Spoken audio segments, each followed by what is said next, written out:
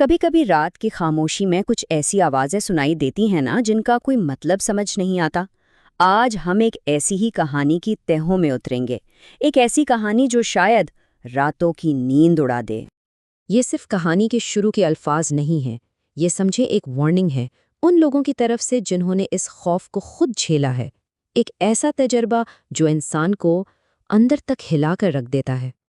तो ये कहानी है हिना की, एक आम सी लड़की जिसकी जिंदगी में एक बहुत ही अजीब बल्कि यूं कहें कि खौफनाक मामला जुड़ा हुआ था। हर रात उसके कमरे में कुछ पुरअसरार आवाजें गूंजती थीं।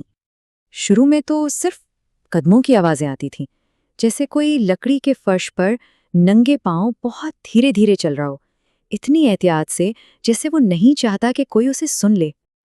और असल खौफनाक बात तो ये थी कि आवाज़ बिल्कुल असली लगती थी, इतनी असली कि इसे झुटलाया ही नहीं जा सकता था।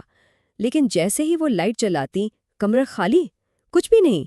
ये वो एहसास है जब इंसान को अपने ही दिमाग पर शक होने लगता है। मगर बात सिर्फ कदमों की आहट तक नहीं रुकी। नहीं, ये तो बस शुरुआत थी। इस कहानी ने अभी और भी गहरा और भी तारीख होना था।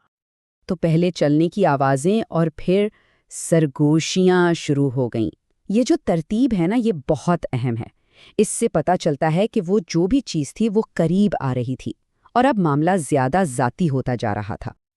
और फिर कहानी एक ऐसे मोड़ पर आ पहुंची जहां डर सिर्फ एक अनजाना एहसास नहीं रहा, बल्कि एक सीधी सीधी धमकी बन गया। जरा सोचें, कोई अपने कमरे में बिल्कुल अकेला हो और कान के पास से एक सरगोशी आए, मैं तुम्हें देख रहा हूं।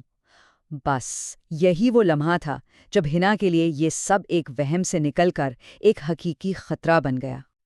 और इस पूरे मामले में सबसे तकलीफदे बात ये थी कि हिना बिल्कुल अकेली थी। उसके वालिदैन को लगता था कि ये सब उसका वहम है।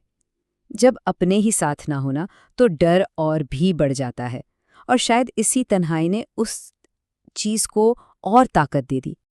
अब आता है कहानी का वो हिस्सा जो सबसे ज्यादा दिल दहला देने वाला है, वो लम्हा जब सब कुछ हमेशा के लिए बदल गया। हिना अपने ही घर से गायब हो गई।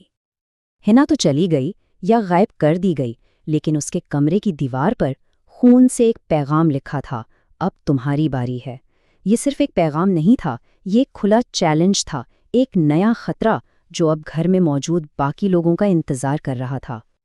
हिना के गायब होने के बाद जाहिर है पुलिस आई, तफ्तीश शुरू हुई, लेकिन इस तफ्तीश ने मामले को सुलझाने के बजाय एक और भी गहरे राज को सामने ला खड़ा किया। पुलिस ने पूरा घर छान मारा, एक एक कोना देखा, लेकिन सवाल ये है कि उन्हें मिला क्या? क्या वो इस खून से लिखे पैगाम का कोई सुराग लगा पाए? और जवाब था कुछ भी नहीं। ना खून का कोई नमूना मिला, ना कोई लाश और ना ही कोई और निशान। ऐसा लगा जैसे हिना नाम की कोई लड़की वहां कभी थी ही नहीं। ये एक ऐसी गुत्थी थी जिसका कोई सुरा भी हाथ नहीं आ रहा था। कहते हैं कि आज भी इस घर में एक अजीब सी बेचैनी है। जब भी तेज हवा चलती है ना, तो हिना के कमरे की वो खिड़की खुद ब खुद खुल जाती है, ऐसे जैसे कोई अंदर से आज भी मदद के लिए पुकार रहा हो।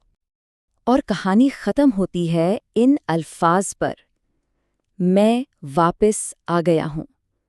ये अल्फाज एक सवाल छोड़ जाते हैं कि क्या ये खौफ कभी ख़त्म होता भी है, या फिर ये बस खामोशी से अपने अगले शिकार का इंतज़ार करता है।